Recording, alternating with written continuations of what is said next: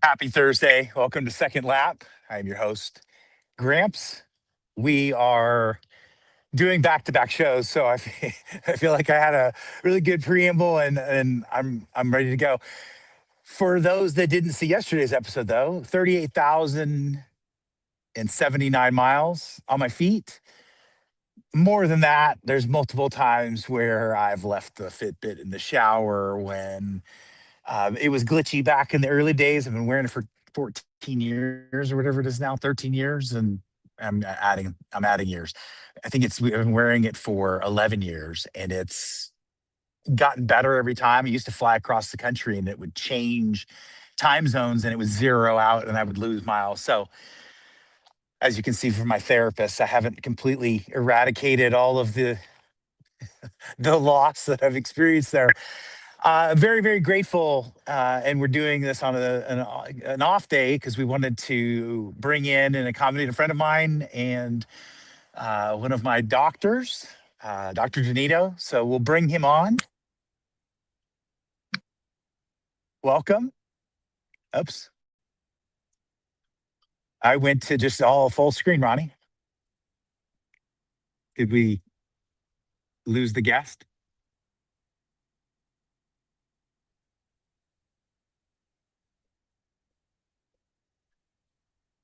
Yeah, we talked about this yesterday. The beauty of live TV.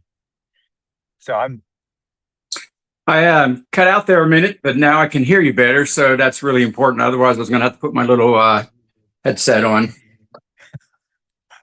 So welcome. You glitched it, but now you can hear. Now I can hear everything. Welcome to the Mothership Home Studios of the Perceptional. And Rob, where are you right now? Are you in good old Texas or walking somewhere else in the world? I am in Garland. I'm just away from the house. I just trying to get away so I could get a little bit of better signal from my phone and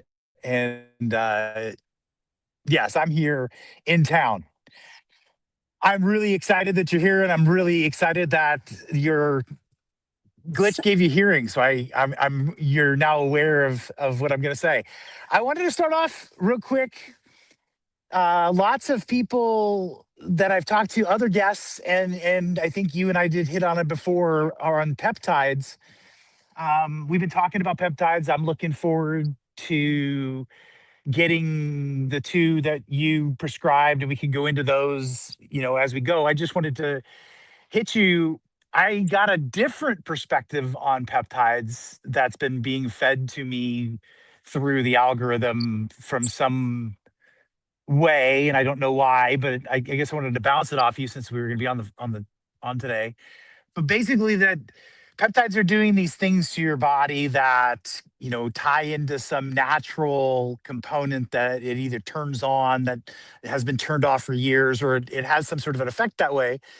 And they made a comment that it brings blood to that area, enriching the area, bringing health to that area, things of that nature. And it said it almost mimics a cancer cell where the cancer brings the additional blood in, and talked about by putting this in to your body, you have a potential of accelerating a cancer if that's something that you're going to have in your future. What do you think about that? Is that a reality, or is that somebody just trying to blow smoke? Let's put it this way. When we look at what a cancer is to begin with, and the triggers that bring that genetic mutation on, which are basically one of three or sometimes all three, you have energetic disturbances, and we could think about Wi-Fi and radiation. We have chemical disturbances, toxicities, and then we have biologicals, including viruses. It's been accepted that the microbial community biologicals have been the bigger known triggers to many of the cancers, more than 50%. I think we're moving to a point now where energy frequencies are going to maybe overtake that. There's a lot of reasons those disturbances are increasing from what humans are doing to our grid, our electronic world. And there also may be things that we're getting more vulnerable to from the sun. And we can talk about the shield of the magnetic shield of the earth. So ultimately, if we say, well, something has to initiate a cancer mutation, then if we were to say with a peptide that is normally occurring in your body and all you're doing is putting it back in again in a more targeted area or concentrated area, would a peptide be known to cause a cancer? Well, it would have to fit underneath that chemical category, that toxicity category, and that wouldn't make any sense. So then we would go back to, does a peptide have the ability to feed cancer cells? And there's evidence that hormonal imbalances in especially reproductive cancers, breast tissue, testicular, ovarian, uterine, those areas are designed to be receptive to hormones. And if they mutate into a cancer, and usually, again, the microbial triggers are that, where toxicity may be coming in second. Then if there's a hormone imbalance, will those hormones feed that cancer, keep it going? Well, the answer is yes, because when they pull those hormones back, basically shut your production down altogether, trying to get rid of the bad hormones, the used hormones, and not knowing the metabolism of the liver of how it could do that on its own without getting rid of all the hormones in the pathway. They can prove that cancer growths and metastasis do slow down. So there is a way of thinking about something feeding that, and a hormone is a signaling mechanism. Now, a peptide is a signaling mechanism as well. So there is caution on active cancers with a few peptides. Now, out of over 100 that are currently on the market in research, some of them been out there half a century or more. I think you can count on one hand how many you'd have to be cautious with an active cancer. And even then, I'm not even so sure we couldn't counterbalance any potential of that, quote, feeding something if we understood the more comprehensive picture of your metabolism. So is there a caution there just when that one worry is there? Yes, but if you put that whole perspective, what I just told you, then it's in the background, but we don't want it to stop people from using the peptides for the much better. The ratio is far more upside than downside. Benefit risk is way more favorable to benefit. So to me, it sounds like either the pharmaceutical companies got to somebody, so they would make some comments, or they're grabbing an edge case and using an edge case as a blanket statement to try and calm the peptides. Because it just feels to me like we're getting ready, at least what I feel like July, there's going to be legislation or whatever that's allowing all this to come back, because we're reversing a bunch of things that were shut down. I don't know. It just feels, I don't know. It feels to me like as I said, I've been being fed this message, so I wanted to bounce it off you to clear it out, that it's more of an edge case, and that's okay. The two that you recommended to me, can we talk about those real quick? 157 is, I want to say, it's sort of almost like the crescent wrench. It's like the one that you hear the most. And I don't know if that's just because I don't remember what I suggested for you. I've got quite a few people in my pipeline here. Was it TB500 with the BPC 157? They call that a Wolverine stack. Does that sound familiar? I believe so. I know 157 was one of them, and then there was a second component. Well, what we basically do when we're trying to sort anybody out, if we're going to throw this kind of new, if you talk about this as a signaling mechanism, a trigger mechanism, that's a messenger one way or the other. So in many ways, a peptide is a hormone. The only reason they're not called hormones is because they're 50 amino acids or less in size. And if you're 50 amino acids bigger, then you're considered a big enough protein to be called a hormone. But if you're 49 amino acids, and some of the peptides are, you're no longer a hormone because you're no longer called a protein. It's just a big semantics game here. Right.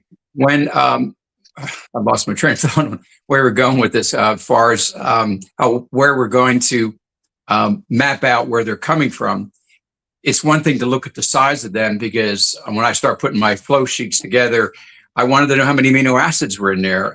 There's a small peptide that we don't inject. You could. It's called glutathione. Your body makes it, and it's well established in medicine as an antioxidant, a superstar antioxidant. You get poison mushrooms, you overdose on sleeping pills, they'll glutathione you and bring you back to life. And that's called the tripeptide. 3 amino acids in there. Okay. So when we start thinking about the size of these things, sometimes size doesn't make that much difference. 2 or 3 amino acids together can be incredibly powerful, but the unique way they're hooked together and structurally torsioned gives us the active sites on them. If you think about fats, we heard a bad type of fat called trans fats, and it'll even say it on almost all labels now, no trans fats. That's Right. just a fat that had been twisted like a wrapping mechanism, and that's in response to heat and chemicals on there. So a lot of these peptides have to be a very specific shape because any given moment your blood may have 5, 10,000 different peptides in it that are just breakdown products of the protein in your diet, breakdown of garbage cells coming out of your body, breakdown of microbial and immune complexes breaking down. And so they can be all sizes and shapes, but they're not considered active messengers because of the uniqueness of how they're put together. So what I had to do is sort all these out. There's one thing to say, all right, I'm not going to worry about the ones that you're looking at as far as food and the fuel. But I found that I could go either 50-50. The peptides that we're using either came out of your head, your brain, and Okay. or they came out of your torso. So for for most people, we usually, if we have to use two, we tend to use one from the head and above down, and we tend to use one from the inside out. And so I may have put that structure together on you, or in some cases, if a person has a strong core problem, especially gastrointestinal history, then we probably put 2 or 3 together from the core outward. All our weight loss peptides, the GLPs, the GIPs, the glucagon ones, they're all from your intestine and gut lining. So they're core inside out type of peptides. So I'm Interesting. not sure how I structured yours, but those are how I put things together. We try and figure out where the signaling is off. And there's even a lot of that train of thought in chiropractic. When we work on the spine, we get better results working from the top down because a lot of the aberrant problems in the person, it could be their balance to their blood pressure. We'll find the relief tends to come on in a sequential manner when we start clearing out the body from the top downward. So Right. there's a lot of above down signaling there. And my other biggest concern would be, and it is a concern, is that if we use peptides on anybody, can I get you off of them, or you're going to be on them for life? And then that's where we don't know the long-term consequences of using something decades. It's good for profit if you think about you're a manufacturer of these things. Right. So the weight loss peptide companies, they do want you on them forever because they know you really don't do a good job getting off of them to get a ravenous appetite again.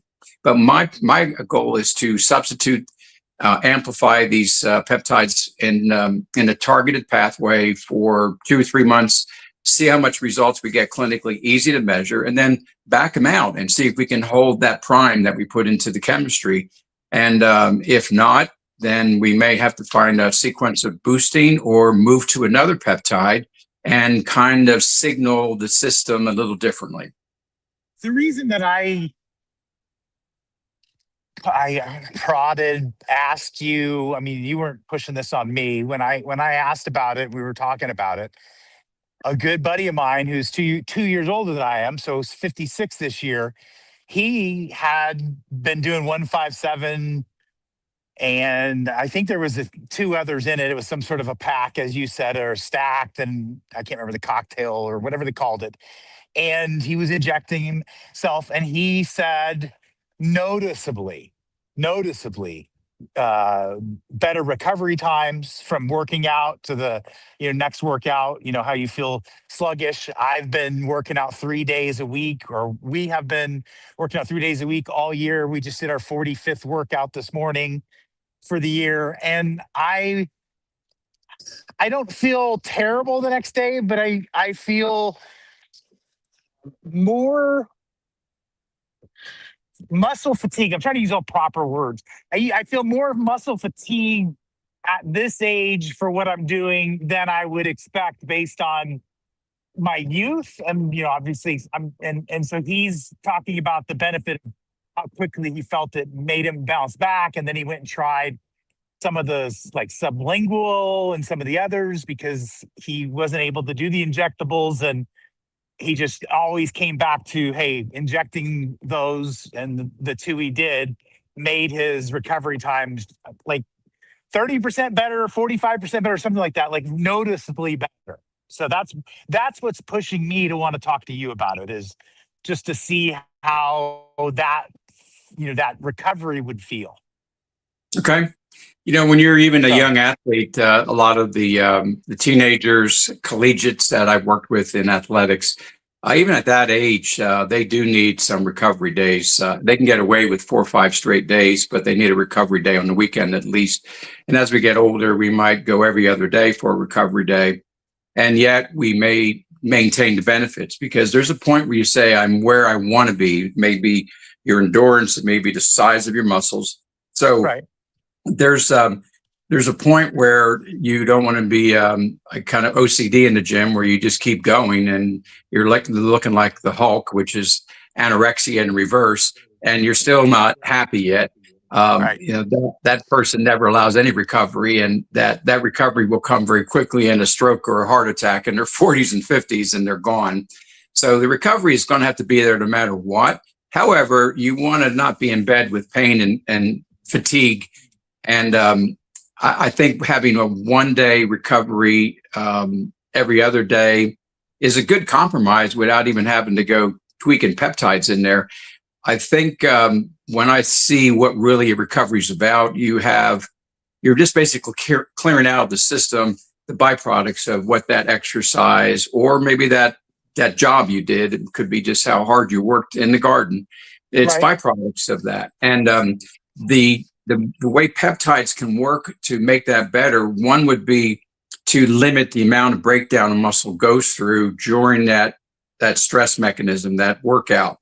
And another would be the acceleration of the mitochondria, how the cell burns energy during that workload. And there's maybe 2 right now that all the peptide junkies know about. One is MOTS-C, MOTS-C, and the other is just a B vitamin derivative, NAD+. Those are just 2 mechanisms of a complex pathway that our mitochondria use to produce the fuel combustion in our body. So if we're running more efficiently, there's a cleaner exhaust pipe, and therefore we won't have a day's worth of antioxidant cleanup, probably using glutathione, another peptide, to get us out of that. So BPC definitely is in that realm of inflammation control, which is a byproduct of tissue tear down. So if you think about inflammation, it's your immune system contributing something to removing something from the body, whether it be an infectious mechanism or debris. And that's where inflammation can be a word that could even describe soreness in your muscles from a workout in the gym too aggressively. So yes, it definitely gives people shorter recovery times or more comfortable ones. But what are you going to do with that? You're going to go spend more time in the gym, and because if you keep doing that, you're going to keep growing, and you're going to keep stressing your system out, and then the benefit risk starts to go in the wrong direction. So it's tempting to look at it that way. I think what I really want people to think about peptides for is longevity. And longevity starts with a healthier body. So a healthier body definitely means less inflammation. But one of the things that really plague all of us is more of the immune inflammation processes, the orthopedic aches and pains, the allergies, things that our immune system is really trying to eliminate from the system. So I think my favorite way of telling a peptide story goes back to Dr. Stanislaw Brzezinski out of Houston. And I don't know, 40, 50 years ago, he found a peptide in urine, called it anti-neoplastin. And it was very capable of triggering a response against a large number of cancers. Didn't affect all of them. And his story is in books and documentaries. It's got a huge facility, still came out ahead with the FDA and everybody trying to push back, but found in urine and put it back in the body through concentrating the urine. Today, they go into your blood, pull that peptide out, concentrate it. I think they can even synthetically make it now. I'm not sure about that. So, people have been discussing peptides. The minute I opened up my first biochemistry book, they tell you a peptide definition. And so you're looking back over 50 years for just my knowledge of them like that. But our country became enamored with them with the weight loss peptides. And you're looking at, 5 to 8 years or so, that's really been popular. And that dovetailed in the popularity of the guys and gals in the gym rats, what they were doing to improve their longevity, their outcomes. The biohackers, they've been playing with the peptides as well. And so now you're back to what you mentioned on the pharmacies and the government. They're basically going to make it easier for pharmacies to process peptides through and perhaps get insurance coverage and just ensuring people a more quality control product. So I think that's the biggest risk with peptides right now, not so much stimulating cancer, but possibly carrying things into people that aren't supposed to be there, contaminants, adulterants, things of that nature. My wife was showing me someone's podcast. The man looked very authoritative, as they do. And he said, you people are all idiots. You're inoculating yourself. You're vaccinating yourself. All these peptides are made by Pfizer and Moderna. And they just foolishly found another way for you to put more of these nanoparticles and self-replicating little critters into your system.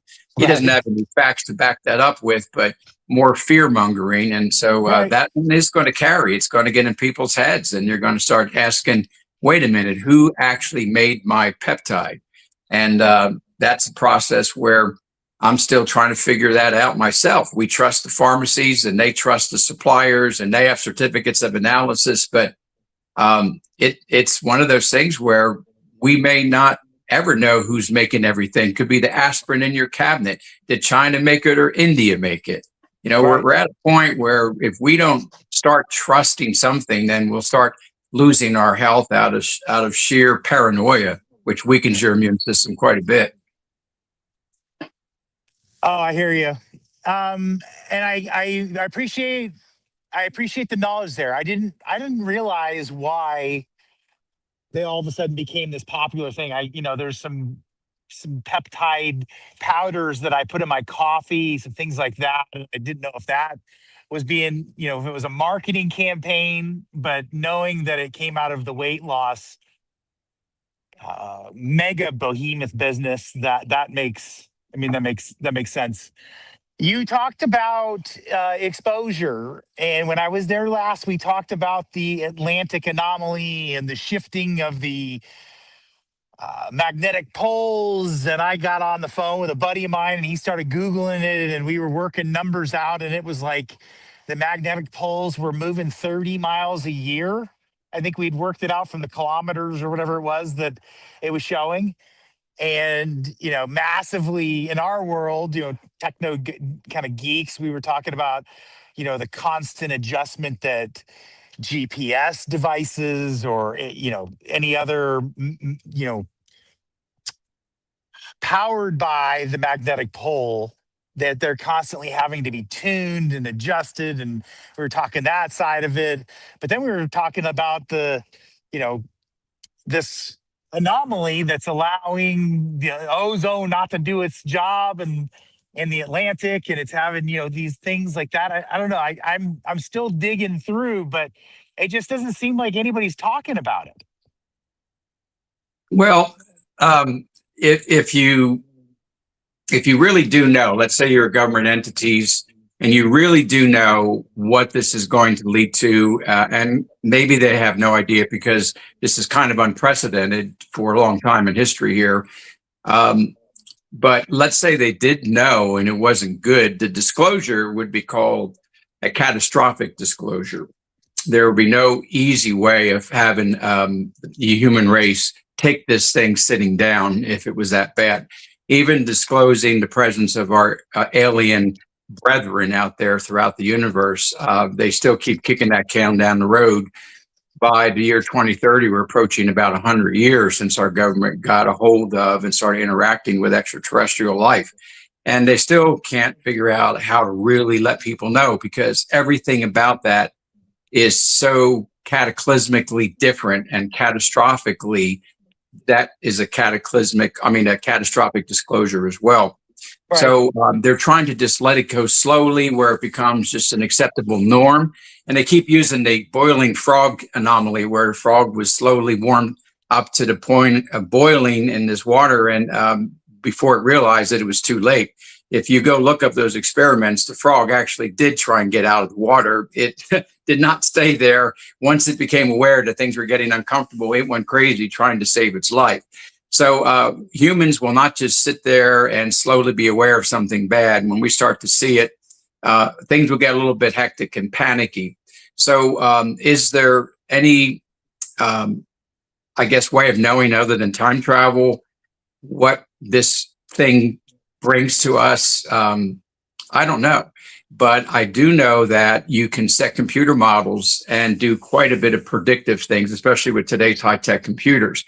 So when we start looking at this Earth's magnetic field, we acknowledge fact that it has flipped 150, 200 times embedded in our strata of our rock, our geology. Right. The sun flips every 11 years like clockwork, not exactly the same way, but it does it. No one knows why. And so we have some kind of influence, therefore, on us that doesn't seem to be the sun. So something is influencing us right now relative to our solar system or the galaxy that is causing the poles to move. Right. And inside of the Earth drives that. We have mysteries that still could even have components of the Earth being hollow inside. Certainly these big lava domes, we think of the bubbles that are underneath Yellowstone, the megavolcanoes, they generate a lot of heat, but that also generates a lot of electromagnetic energy. So generally where lava bubbles are, there's going to be a stronger magnetic field. So part of the shifting is just the bubbles, like a giant lava lamp moving around, creating some form of dropping of that. But it looks like there's predictors that might be, when you think about the internal structure of a sphere and the surface of the sphere would be the surface of the Earth, there is a visual geometrically, it would be like a Star of David. It's two tetrahedrons, one overlapped over the other. Where those corners touch the sphere creates certain strength or weakness points. And so the anomaly in the Atlantic, where there's been basically no magnetic field, but it was fairly small, may be touching one of those components of that internal architecture. Another point coming out is the island of Hawaii, the biggest mountain on the planet. The red spot on Jupiter has a lot to do with that same mechanism. They found there's a spot on Venus, on Neptune. If you look, they have ways of measuring that. It's easier to see on a gas planet. So the fact that there's a spot or two and it's either kind of hollow and there's no magnetism or it's a massive volcano, these are predictable. But if it's moving, that's where they want to have to come up with just one model. This is either going to shift and it's going to go boom, or it's going to bend like a horseshoe magnet and then spring back. But the only thing they don't know is, does the field collapse for a short period of time and then reestablish itself in the same direction or opposing directions? And if the shield collapses, our Earth and all life on it can only tolerate a collapse for so long. Plant life would tolerate it a lot longer than eukaryotes, humans would. But if the shield stays down too long, and I mean thousands of years, the gravitational pull will not hold the atmosphere on, and the sun will strip that away, and then you become Mars. So I don't think we're going to be looking at that, but we do have vulnerability in our DNA. We're fragile, and we need that magnetic shield over us. So what we can say is that the anomaly of the South Atlantic is covering most of South America and moving into Africa and almost the bottom third of the Atlantic Ocean right now. And all they'll tell you is, don't worry, you're not a satellite, nothing to see here, move right along. This happens all the time. And you're wondering how you came up with a statement like that. But somebody on Wikipedia's especially wants to keep everybody nice and calm if you're curious to go look at it. Right. Luckily for us in especially the Western United States, we got a lot of strength to the magnetic shield here. and maybe we'll still get a sunburn out there, but it's worth looking at because the only reason I'm paying attention to it is I think I may have connected the dots to the chemtrails. And the chemtrail spraying been going on 30 or 40 years, and not all over the whole planet, but darn close to where civilization is. That may be an effort now to back up the collapsing strength of the magnetic shield and layer a reflective component. They use a lot of metals, a lot of aluminum, You're barium. talking about for the average viewer, you're basically saying that they're artificially creating more like of a protection ozone around the Earth. Yeah, the ozone layer is a basically we'll say a gaseous, electro-gaseous layer, Right. and it does protect certain frequencies come through. And we thought we had a hole in the ozone that was due to our refrigerators, and that's why everybody changed the refrigerant. That was I don't know if it really made refrigeration any more efficiently and maybe lowered the electric grid demand, but it really didn't have anything to do with the ozone hole. But that closed up mostly on its own. But now the ozone hole may be linked to the magnetic shield of the Earth more than anything else, and we have to pay attention to that. So yeah, if they're trying to put a layer up there, it's a haze, and it's laid down most days around the planet over major capitals of the world, from Moscow to Beijing even. It seems that the pilots, when you talk to them, say, well, we're told we're producing a cloud cover to keep the Earth from overheating. And technically, you could say it's reflecting certain frequencies of energy that might control the temperature of the planet. But it also may just be not so much about temperature, but blocking more harmful frequencies coming through if the magnetic shield is not repelling them. Possibly neutrinos, gamma rays, X-rays even. But again, it's just a theory that I'm trying to play a little bit more, because what I want to see is some more maps as to where the chemtrails have been the most consistent and persistent, and see if that corresponds to areas where the magnetic field is perhaps weaker than other places. I mean, we can say there's no magnetic shield over that South Atlantic anomaly, but it is weaker in other parts of the world as well. So if you get down to what you guys are doing on playing with your models even, this is an accelerating thing. It's going perhaps nonlinear, logarithmically, that the moving of the poles and the collapsing patterns around it, there's predictors that within 5-6 years, just past 2030, the magnetic shield of the Earth collectively might be down over 50%. And that's where it gets really bad for genetics. And we might see accelerating cancers, infertility, and God help us, accelerating stupidity and lack of common sense, because the brain is tied into that as well. I don't know if that can get much worse, but I don't know if it can get much worse. Have you seen Idiocracy? Yeah, long ago. I have to guess. I have to go watch it again, because some of these are pretty accurate predictors when we look back and say, "Damn, we really got that one right, didn't we?" I feel this one is very, very much predictor of where we are right now. In the spirit of time, I have, one of the other things I have my notes are written on my hand.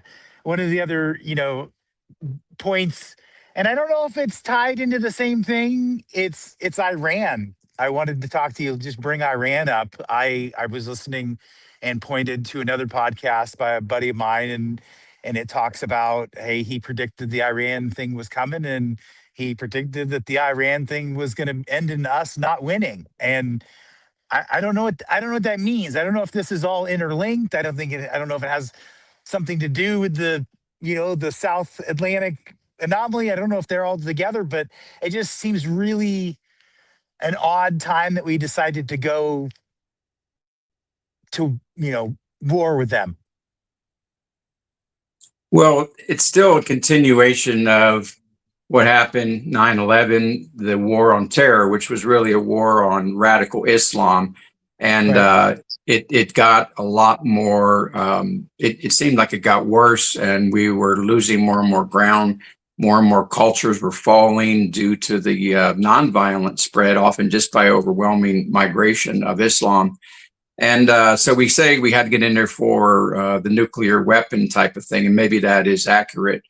But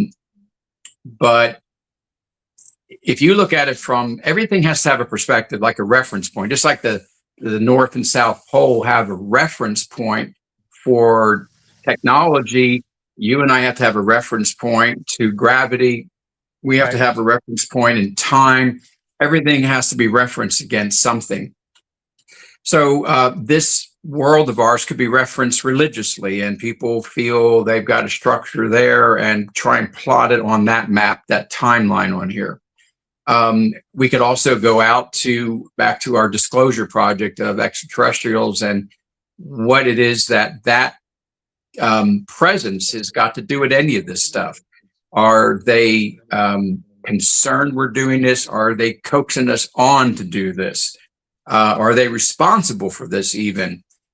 Are they going to protect us from ourselves if we try and nuke ourselves? So there could be the galactic perspective on here. And then we have others who are just greed-based, and it's not anything more than maybe the fundamental good and evil. And that's an endless seesaw game, just like liberalism and conservatism, and on it goes. And this is an endless seesaw game of yin and yang. And it's just time for the seesaw to shift a little bit here. And there's nothing complex about the fact that change is inevitable. Shit happens, all those ways we look at it.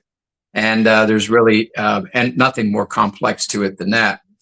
Right now, there was no big win for either Trump and our country or the radical guard in Iran. Everybody's going to have to kick the can a little bit further down the road, buy themselves some time until something else starts to produce a clear shift in one direction or another. And what will maybe drive that, if we want to push the planet a certain way towards a certain religion, towards a certain mindset even, maybe technology will help drive that. And we just need it to get a little stronger. What I mean by that is AI is making so many decisions now, especially in military, but it may be judging us. It may be running our countries before you know it, and none of the elected officials will matter anymore. The robots are coming. We all know that. And what kind of world will we have where hardly anybody works? No need for money. If we get to that kind of world, so technology drives it, then what we're fighting over now may be also a moot point and would come to an end real quick. Because ultimately, I think why we're fighting right now is still resources. Iran has water issues. They're in a hellacious desert. Would they like to have their people in a more climate balanced place? So even though we might say this is a religious war, it still maybe comes down to a war over resources. Yep. So yeah, I hear all that. I'm trying to think if there was something I was going to say, and I focused on what I was going to respond. And I have friends that are there. I'll say that out loud. There could be people that I'm friends with there that I'm talking to right now. in the On military, X. I was going to say no in citizens? Iran. No, I was talking about in Iran specifically, like the humans on Citizens. the ground over there. Yeah. And they're just like us. I mean, they're just like other humans, and except they, have to spend money in order to get on the internet, in order to try and, share time and share art and they don't want to be fighting anymore.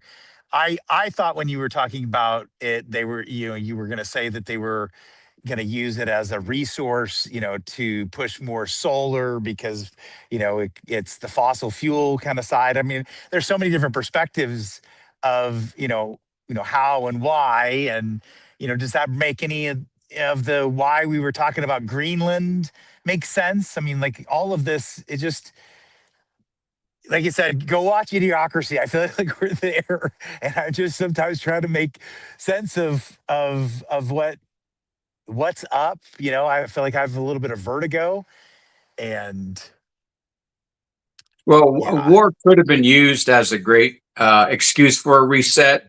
If we need a financial reset, if we need an energy reset, where we say, look, the world can't get this fuel out of here because look what they made us do to everybody over there.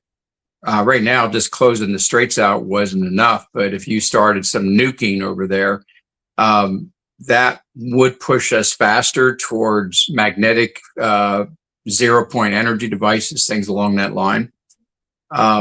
So a war has always been looked at as a way of using as an excuse when something's going to collapse, especially debt-based money systems, to use it as a reset, push it to a money system. But in many ways, this never manifested that badly. And it certainly put some pain into markets. It made people rich again when you think about people winning on any right, side of the war.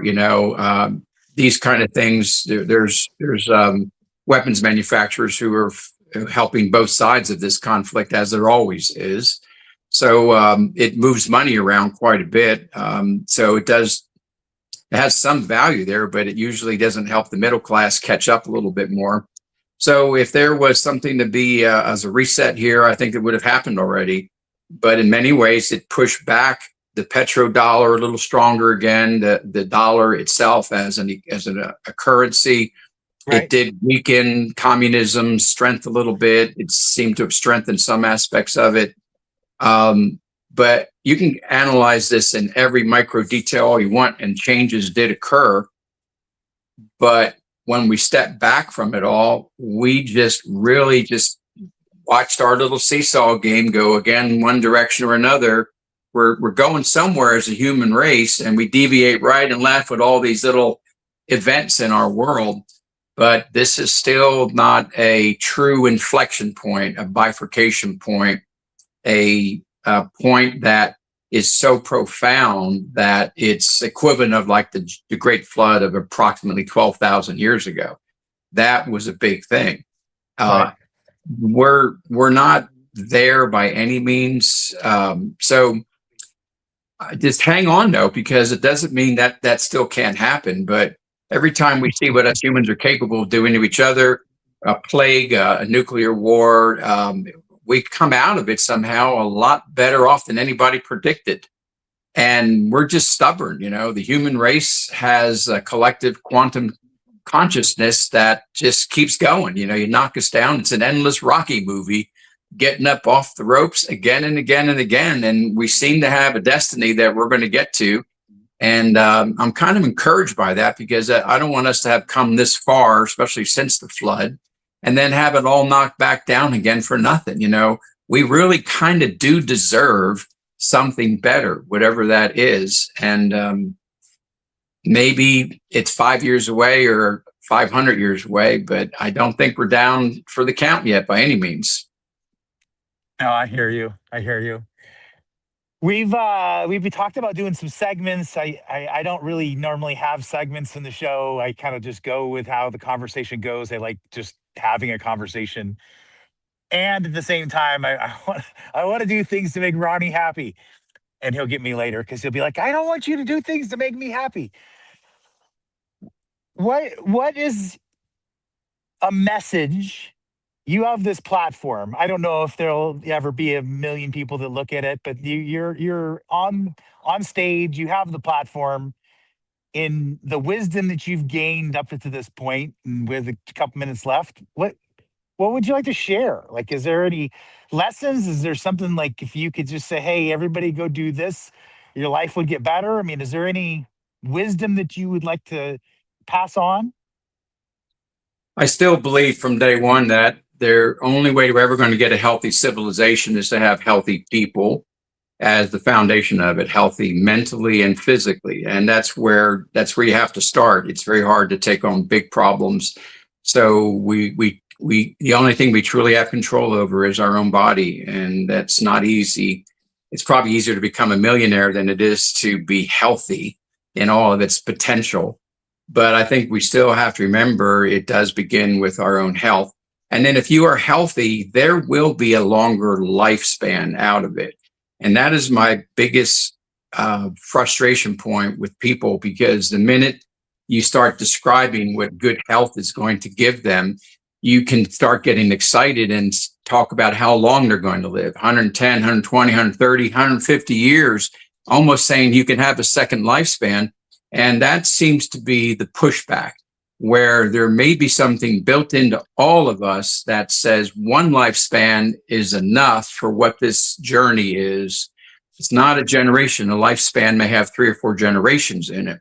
But a lifespan has averaged about 80 years, as far back as we can measure it, when you get into removing the statistics of war and plagues and things like that.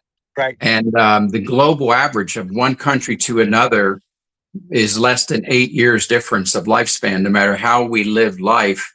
The longest lived and shortest lived country averages, we're declining, unfortunately, as we spend more money on it. But what's hard for me, therefore, is to convince people that you'll have a longer life if you just want to be a healthier person. And I want people to fight that fear that that second lifespan might bring them, the fear that you outlive your loved ones. Make sure they come along with you. Don't outlive your children. The fear that the world will never really change and that it's just the same old thing over and over again. People get tired of life. Have the potential that in your second lifespan, it really will be a different world that you'll have never seen before. Because without something to look forward to anticipate, be curious about, then you're going to be up against the wall every day of your life trying to find a reason to be healthy. So if you set a looking forward thing, then one feeds the other. So that's all I can really say is make sure that you put something way out there, so far out that you're not afraid of it, and go with that. I like it. Brahmies wants to be 120 or 125. I can't remember. I've talked about surfing at 80. So I've had that out there as sort of, as opposed to being on an oxygen mask. That's my mission statement. I like it. I like having some, and I was telling this to a buddy the other day. I'm like, you need to have a vacation on the calendar out there. You need to have something always out there that is that white rabbit that your body is naturally wanting to go get. We are domesticated wild animals. We need something to chase, right? So I like that. That's true wisdom. I am really grateful that you made time on a busy day to come in and spend time with us. And I hope you come back and do this again. I'll be here for you. Good talking to everybody. All right. I appreciate it. Take care. Enjoy the day.